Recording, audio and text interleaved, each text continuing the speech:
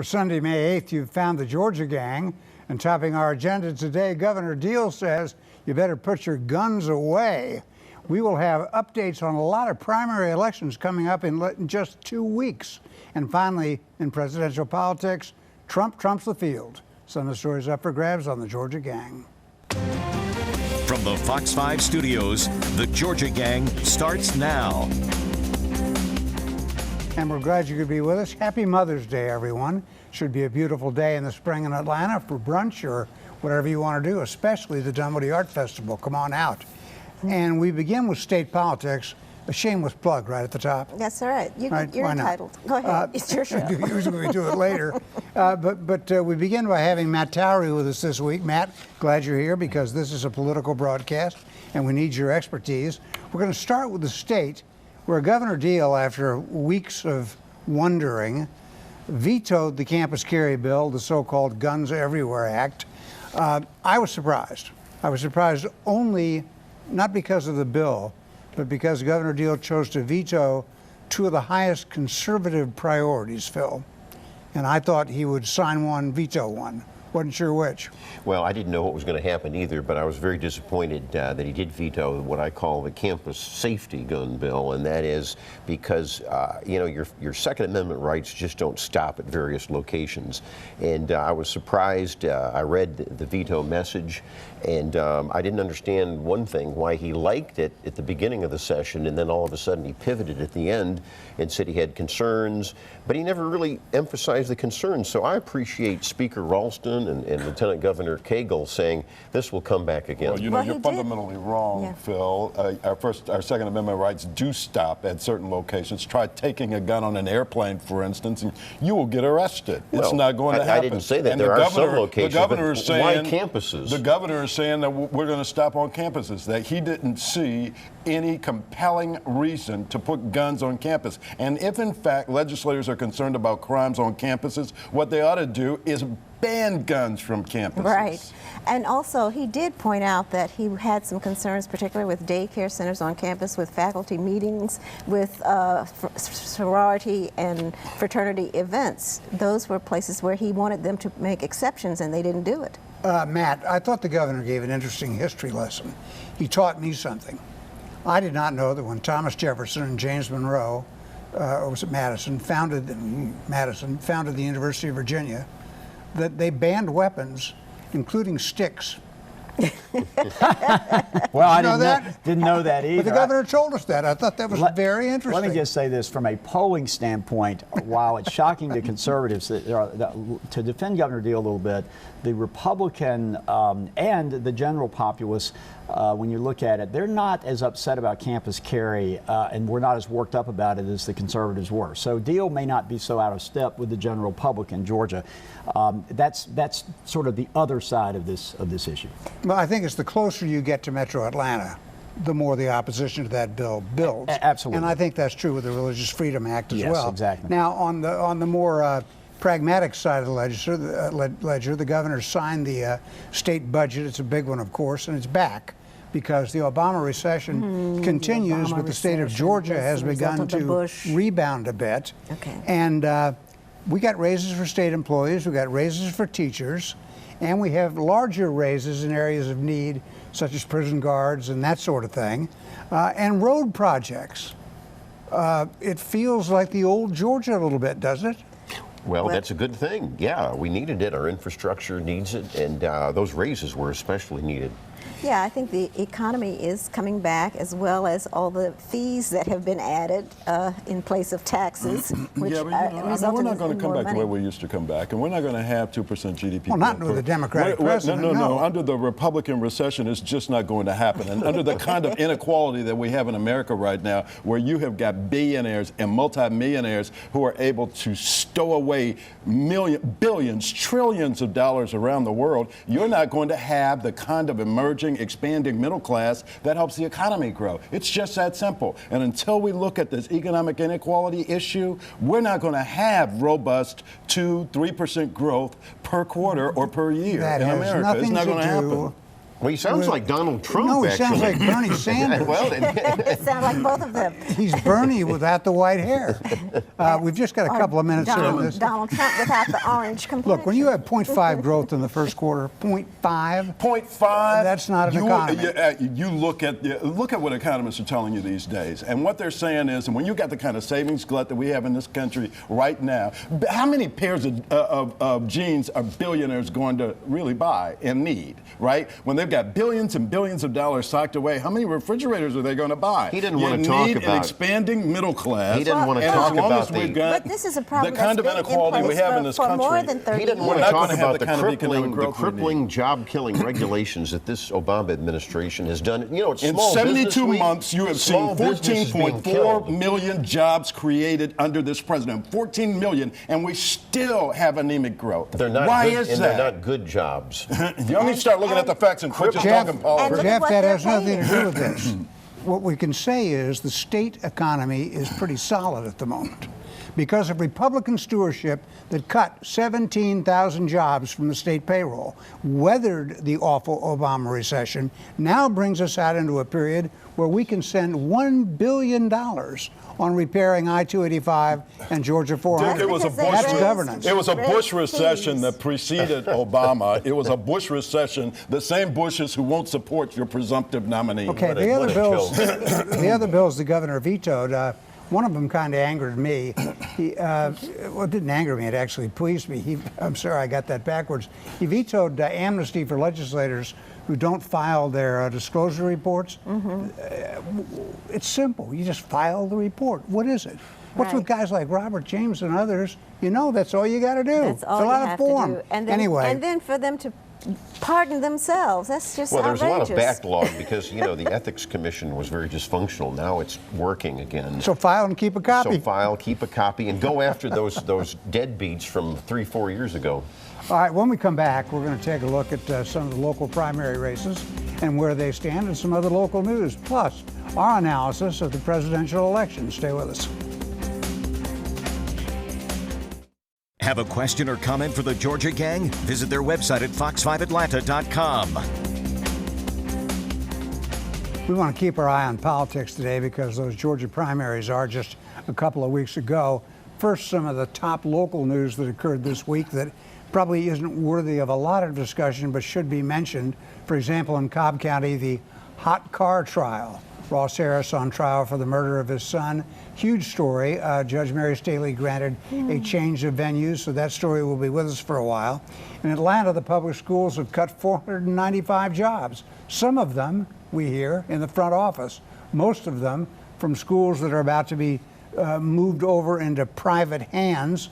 And then a story that I think all of us enjoy, what could be a little chaos at the airport with the closing of the South Security Gate. It's the one I always use when I fly out. Yeah, right. And when I heard they closed it, I said, ooh. Oops. Temporary. And temporarily, yes. Supposed And to be the 3 TSA, those bastions of good practice and good government, say all will be well in Just- time for the summer travel season. Yeah, Does well- anybody believe that? Well, I like when Miguel Southwell shot a shot across the bow to them because I'd love to see it privatized like other airports have done and get better efficiency and stop this TSA bureaucracy. Yeah, I This agree is with only that. supposed to be for 2 weeks, I believe. I think they so- said 3 weeks 3 at weeks, the most. okay, Yeah. yeah. But and I hope it does get better. I mean, because they're supposed to be putting in some more automated and better efficiencies. Yeah, they're going to have better bag tracking, some things. We hope they're on the right track. But I think, Phil, you're right. When the Atlanta airport chieftain, Southwell, sounded the alarm a few months ago, that got their attention in Washington. Let's hope so. Yeah, all right. Well, let's turn back to politics. We've got several congressional races on the ballot. Republican primaries. I don't think there are any Democratic primaries of note. But on the Republican side, in the district... There is a that's- U.S. Senate Democrat primary. Well, that's true. Should we mention it? We just did. Oh, that's enough. Okay. But in the congressional district that moves up out of Gainesville into North Georgia, the incumbent is Doug Collins, and he's being challenged by Paul Brown, the former congressman from several jurisdictions in Georgia. I think Paul Brown has stock in Beacons, Allied, and Mayflower. But now he is in the 11th congressional district, and where his residency is an issue. I can't imagine that the voters of that district would turn out Doug Collins in favor of a kind of a carpetbagger. Well, I think Doug Collins is a lock. Radical. Well, right-wing. let me just say that I know you don't like anybody to the right of George McGovern or Barack Obama, but I think Collins represents that district well. Paul Brown has ethical problems because of his 2 aides that got into trouble, and that I wouldn't have run if I was Paul Brown just because of that. Yeah. All right, now in the He district doesn't that have good starts sense. in Buckhead and moves up through Cobb County and on up into North Georgia, Barry Loudermilk is the new congressman there, and he's got a boatload of challengers. And Phil, you say one of them seems to be on the move? Yeah, and boy, my mailbox is just stuffed with, I'm in that congressional district, and William Lopp, a CPA, is coming on strong and is putting money into that race, and it could be a runoff between incumbent Loudermilk and William Lopp. And then, Matt, you and I were chuckling. Dale Russell and the I-Team did a bang-up job a week ago on one of the candidates in that race. His name is Billy Davis. He's originally from Arizona. Came in to run against Barry Loudermilk. He is serial bankrupt, run out of the Arizona State Senate for not paying his bills and In other words, defrauding totally someone. qualified to be a politician. And most of all, Dale exposed him as a convicted felon running for Congress. What are they thinking? Well, I don't know. I always wonder about that stuff.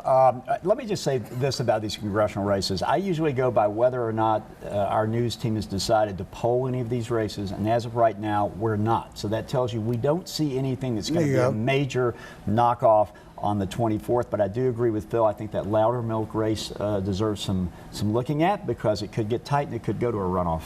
Now, in the Georgia 3rd, where Lynn Westmoreland has stepped down, that's South Metro down into Cayeta County, it seems to me that Mike Crane, the state senator from Noonan, seems to have the lead. Does anybody have a feel for Well, that? I disagree with that. I think there could be a tight race with Jim Pace. Keep an eye out for this guy. He's a community activist, a businessman. He's got a lot of solid conservatives behind him. He had a great fundraising quarter. So could be a toss-up there. All right. Be interesting. And then in South Georgia, where Tommy Williams has stepped down from his state Senate seat, we have a candidate who tragically was driving his car down a country road and ran down a bicyclist. I don't know if bike lanes were marked. I don't, It was an open where we country live, road. It was an open country road. Okay. But he ran him down and killed him. That's a sad thing. That's terrible. And the guy's trying to campaign. Well, it's Blake Tillery. He's a GOP candidate for that seat, and he got criticized by his opponent, Delvis Dutton, who used to serve in the legislature, for campaigning right after the accident and the death. And so it's gotten ugly in that race. Well, the guy, it was kind of a tough choice for the candidate because, sure, he had this tragic accident in which a bicyclist died, but he's got to carry on his campaign, doesn't he? Is there some I'd wait at mandatory least till after the funeral, but that'd be my advice. bike lanes are the answer, at least if you talk to our suburban friends. When we return, Trump. It's the only story, Trump. Have a question or comment for the Georgia Gang? Visit their website at fox5atlanta.com. Now, all day on the Sunday programs, you're going to hear the same sort of political discussion about Donald Trump now being the presumptive nominee of the Republican Party. To heck with it, he's the nominee. And how Hillary Clinton's got to continue her campaign against Bernie Sanders. But we're going to talk about it because Matt Towery brings us an interesting perspective and one that Phil tipped me on. Matt, you were writing about Trump back in 2014. I was, and as an analyst, I simply wrote one day, this was in December 2014 for my national column, which I no longer write. I've given it up because it was driving me crazy after 15 years. I wrote one day that Donald Trump should probably run for president, and I gave the reasons why I thought he would be much stronger than people thought. I said the elite media would scoff at him. but that he would get a lot of publicity, that you'd have a lot of consultants who would ignore him because they're a D.C. Beltway crowd, but they don't understand the mood of the public. And I relied a lot on the polling of Opinion Savvy, of course, who we use here at Fox 5, admittedly my son's polling firm, which, by the way, was ranked in the top pollsters in America by Bloomberg. Wow. Was very proud of that. You know, everybody is scratching their heads over the rise of Donald Trump, and a lot of us did scoff. I mean, if we were to go back and look at the tapes of the Georgia gang, you would hear Phil and me saying Trump won't get there. We didn't believe he'd get there. Although I did change my mind after New Hampshire. At some point, a lot of us did. I'll vouch for that. But Matt, you touched on something, the trends and the public mood. If you look at the election returns from 2010 and 2014, when Republicans ruled the land and where the anger of John Q was palpable, you could have seen somebody like Trump coming, and I didn't.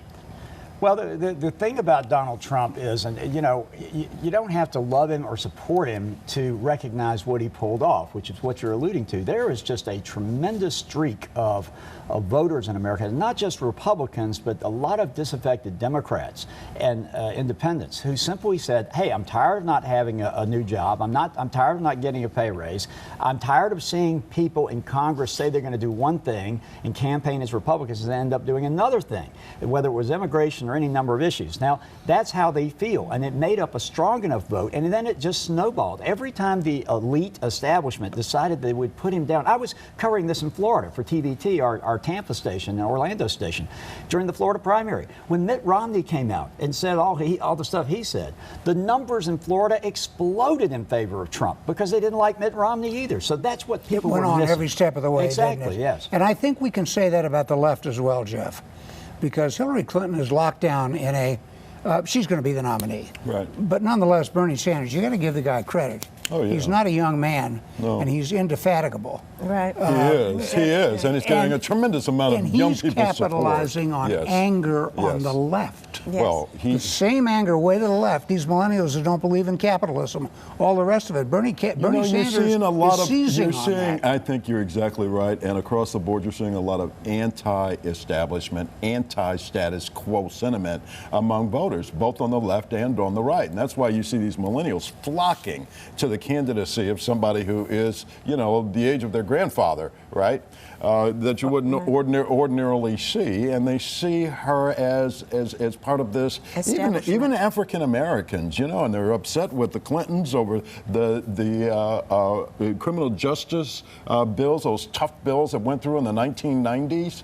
Even though most 30 of the years Congressional ago. Black Caucus It's is 30 years ago. They weren't born. And exactly right. And that's another reason I think that you see a lot, particularly among young voters, of anti-Clinton type rhetoric and sentiment. However, when you pit Donald Trump against Hillary Clinton in a general election, you're going to see a lot of those voters come around. I think you're going to see a lot of these independents and a lot of other I want to be disaffected sure Democrats that I know what you're saying. vote Alexis, for Jeff, Clinton. Do these millennials who provide huge crowds for Bernie Sanders, it's very impressive. Yes. I mean, I think Bernie Sanders is a cartoon figure. He's like a late night comic who hones his act in the Catskills. But nonetheless, and his views are cockamamie. But will those young people come around to support Hillary Clinton when all is said? Well, you know, it's one thing to say. Go ahead. I'm sorry. No, I'm just going to say I have a slightly different view, and I'll answer that question too, about the people on the left. They are angry about not getting jobs and not getting employment, but they're also, I think, have been emboldened by the presence of a black president who has done many things in spite of not having the support of a Congress for the last term. Does that translate to Hillary Clinton? Well, that's the next key. That's the answer to the next question that you ask. And I think it does, because the president is going to get behind her, and he's going to pull her over the finish line. Dick, to And your couldn't point, millennials go to Trump too? well, to your point, we've done some polling on this, at least Opinion Savvy and other pollsters have. We're too far out to have any kind of head-to-head battle on anything right now. You remember That's true. Ronald Reagan was trailing Jimmy Carter in double digits at this point. So anything can happen, although I would make Hillary Clinton obviously the favorite as of right now.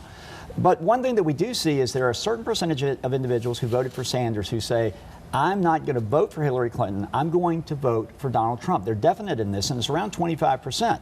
Of those who voted for Sanders. But on the other side, you got all these Republicans saying, I'm not going to vote for Donald Trump. So in the end, it may end up being a great wash. Yes. Well, and I think the historical thing, too, about this amazing presumptive nominee is there's a dose of populism that's coming into the Republican Party and is adding new people. And I don't see that as a bad thing. I think that and I'm a strong conservative. I grew up on William F. Buckley and subscribed to National Review when I was a teenager, but I think National Review now needs to realize that we need to welcome some of this. I mean, if the trade deals were bad, and even Bernie Sanders, even though his solutions are wrong, he agrees that the trade deals were bad too. So there's, to Matt's point, there's a great Donald Trump is stream. not a true conservative. No one ever says he's a true conservative, but he's not a liberal either. Well, he's a businessman and he's a capitalist for sure. He's certainly. You don't like capitalism, but we need a dose of that. Phil said the key word, populism. And if you look back at history, when you had in 1952 Robert Taft of Ohio against Dwight Eisenhower, that was kind of like today, though Eisenhower was a giant of a man. And then you come forward to Reagan and Ford in 1976. Ford was, to use the term, an establishment guy. Reagan was two things, a populist and a philosophical conservative. And an outsider.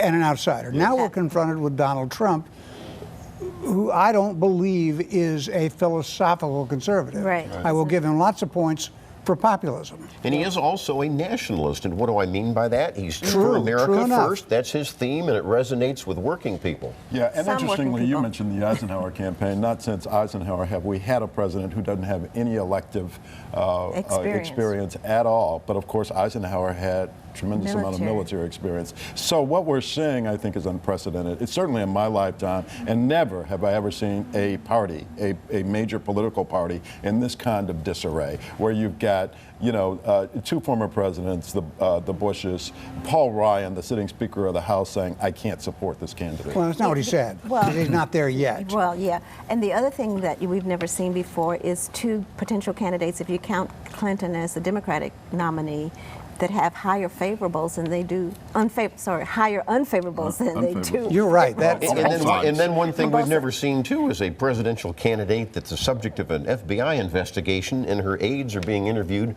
by the FBI, and that is something that is upsetting. 10, 15 years ago, that would have disqualified a candidate for president. We've got to get out. We'll come back with winners and losers. But I was just to put a little point on it. The Democrats in all of this have been pulled way to the left. Far more to the left than Hillary Clinton ever wanted them to go. Republicans have been pulled in an unknown direction because it simply isn't known what Donald Trump really thinks on several rock-bed conservative issues. All right, when we return, winners and losers. Time now for the week's winners and losers. And we're going to go very quickly, and I'll go right to my right, literally to my right. Phil Kent. Well, I have got a couple losers. Common Cause and the U.S. Justice Department. They're trying to warn Brian Kemp, our Secretary of State, about so-called purging the voting rolls. But from what Sam Owens, our Attorney General, and Brian had been explaining, that they wait 7 years, and if they don't find out who lives where at a residence, then they're going to be off the voting rolls, and that's what's been going on here in some other states. No, but you know the rules. You can only add voters, felons, prisoners. No. You can't subtract voters. I understand. Okay. Well, they Alexis, should go. make it easier to vote and to register to vote than they do. I'm going to take a point of personal privilege and say Happy Mother's Day to my mommy, who's at home watching. Happy Mother's Day. And then I'm going to also remember Alini Shakur. She was the mother of Tupac Shakur. She died this week, and she had been keeping his music and his his celebrity alive for all these many years. And there's a Tupac Shakur Center here in DeKalb County. So sorry for her death, but she was a Black Panther, and she was engaged in murder conspiracies and bombings in her youth. Jeff, go ahead. A couple of winners on the Atlanta City Council, which we don't talk about a lot. Andre Dickens introduced a bill on affordable housing, and it was passed. And you know, with the gap in housing prices around the city of Atlanta, it was very much needed. Carla Smith is pushing through the Turner Field sale, both with a rezoning proposal and with a conveyance piece, and so she's a winner as well. Sherry Boston wants some support out there from the legislative delegation in DeKalb. Stacey Abrams, yeah. Pam Stevenson, and others. And Governor Deal has got to be a winner for his wonderful display. Right, of Matt?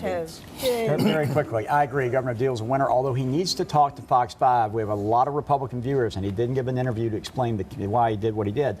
Still a winner. Secondly, Ted Cruz, conservative, but managed to look like the establishment candidate. He has a future. And also, happy Mother's Day to my mom. There you go. Happy Mother's Day. I will.